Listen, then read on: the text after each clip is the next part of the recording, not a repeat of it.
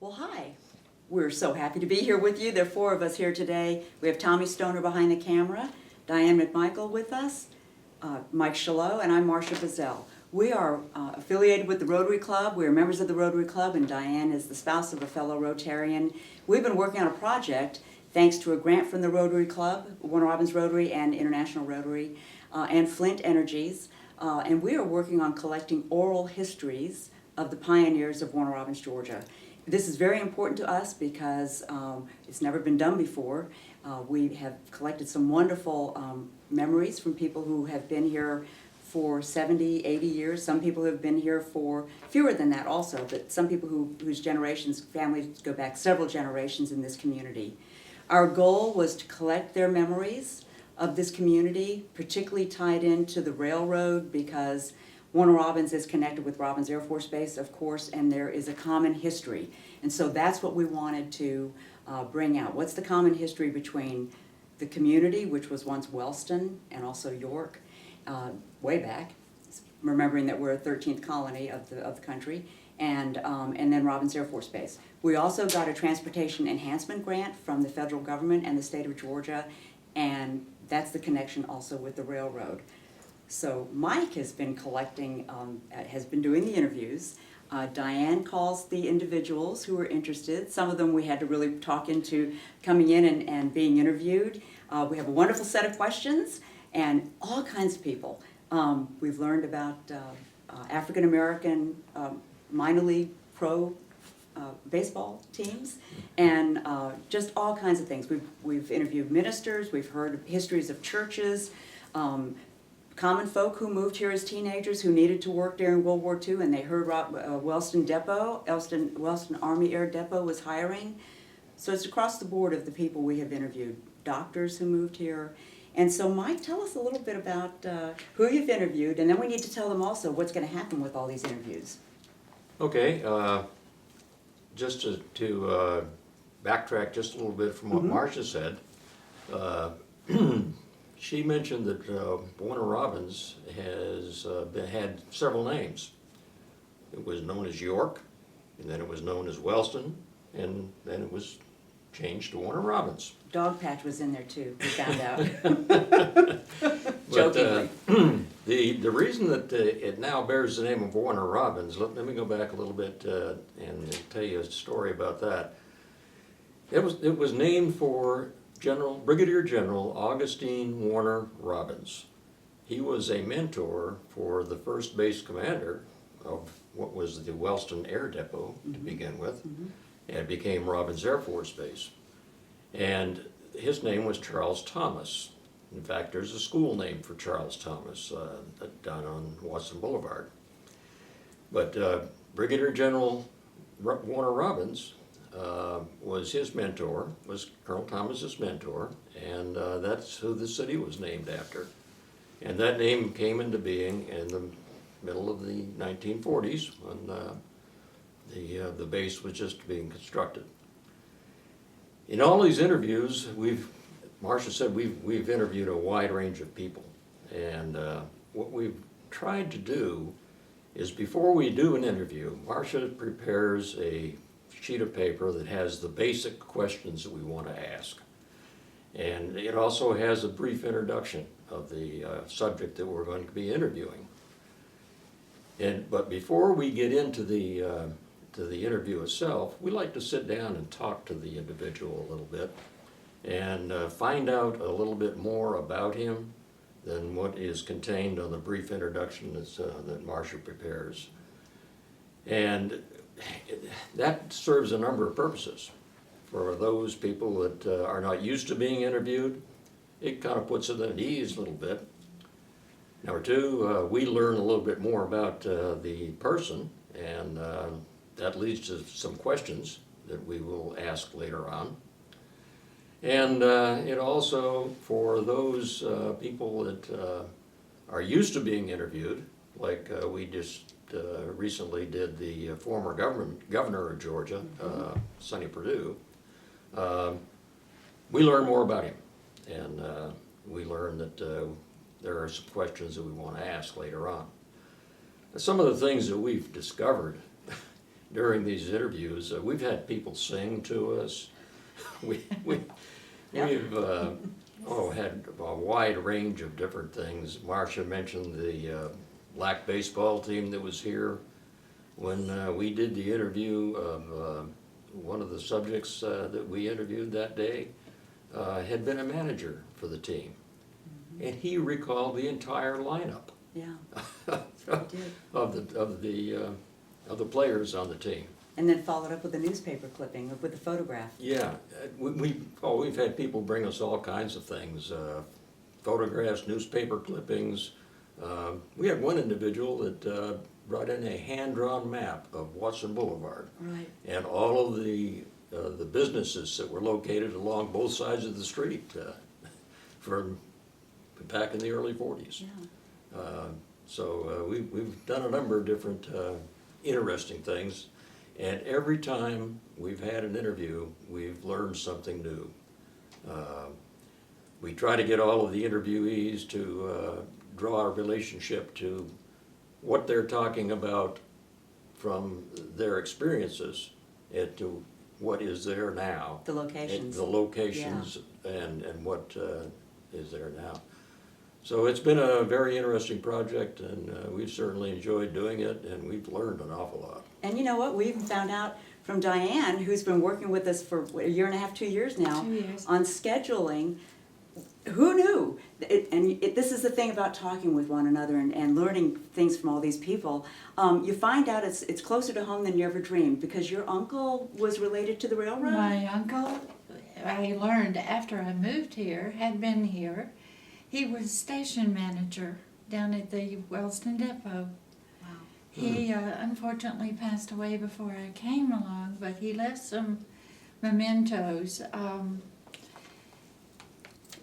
It was surprising to me to find that by not being from here, that I fell into locating some of my relatives. Isn't that wonderful? It And you're is from wonderful. Savannah. It's- Yeah. Right, I am from Savannah, he Yeah. was from outside Savannah, but so much older that I never knew him. Wow. That's an interesting point, because all of the four of us that are involved in this project, none of us are really natives of Warner Robins. Right. That's very true. That's right. We lived here a while. Marcia's from an Air Force family. I'm a retired Air Force officer.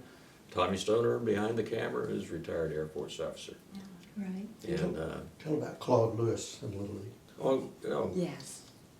Claude Lewis was the recreation director here in Warner Robins, and he was also the inventor of T-ball. But I think we've done 4 separate CDs on Claude Lewis, because he's such an interesting folk, and he's, he has a lot to add. You know what I learned Lot from to- him? Because I've known him since I was a kid at the recreation department, although I didn't play t-ball. But evidently it's disputed whether or not he is the founder and the inventor of t-ball. But remember, the state of Israel was convinced, and they called him, what we found out in the interview, they called him in to Israel, and he went on a trip there and taught them. He started their program in Israel. Who knew? Yeah. That's, Ada Well, Lee. we've had some people like that were very shy, Yeah. and so you have to kind of lead them. We've also had people that would get off track, and you gotta Yes. try to bring them back to the subject at hand. You didn't have to, one gentleman, you didn't have to ask the first question, or the second question after the first one. But it was That- fun. Yeah, yeah. He told us that he said, "I don't have much to say." He said, "So I don't know how we're going to be able to fill 45 minutes on a CD." I said, basically introduced him, said good morning or good afternoon, and 45 minutes later he shut up, and I And- hadn't said a word. Yes, and we learned a lot of stuff. Now, the great thing about, let's tell everybody what we're doing with this. This is very important now. We have a place called Depot Row in Warner Robins that is a lineup of 4 historic buildings. And so all of this data is going to be downloaded, thanks to the grants that we got, into the computer system, and it will be part of the exhibit at the Alberta Depot Heritage Center. That's just great for the local citizens. More importantly, the work that this group of 4 has done, more than 4 because we have 100 people that we've interviewed, All of this through the permission of the Houston County Commission. We are so grateful. This will be given to the Nola Brantley Library, which is in Warner Robins, Georgia, and then it will be available throughout all of Houston County. And guess what? They have turned it over, gotten permission from the University of Georgia that this will, anyone worldwide who has a computer will be able to go through the Georgia Home Place project through the UGA website and can access all of this information. That is fantastic. Y'all should take a bow. I mean, you've done just great on this project. And it will Why don't continue. you show them for the camera? Okay. The book that we've put Yep. together that has all of the CDs Yep. from the people who we've interviewed. Jerome Stevens is talking about Pearl Stevens, the first African-American educator in this community who donated her own land to start the schools. The Purdue's who were residents here, and then he became the governor. This lovely family, Al and Mildred Childers, they have Mildred's Country Store, which is very historic. Jay Walker, Mary Williams, well, they got married, but the Walker and Williams families are some of the original families in Warner Robins. Jim Miles, who happens to be a Civil War historian, very well regarded. He's written 8 books, and guess what? He lives in Warner Robins, Georgia. We didn't know that, but we do have a little bit of Civil War history. Another Williams daughter from the Williams family, Sonny Watson, who, the Watson family again, Watson Boulevard, very, very influential family, and very important family with the medical center and many, many. Willie Talton, who's from Warner Robins, the first African-American Republican, voted to the Georgia State Legislature. He no longer, he was voted, someone replaced him a year and a half ago. It's so important and he's so historic that his name is still on the wall at the state capitol, and probably will never be taken And he's down. also the first African-American on the Warner Robins Police Force. He was, that's right. Yeah.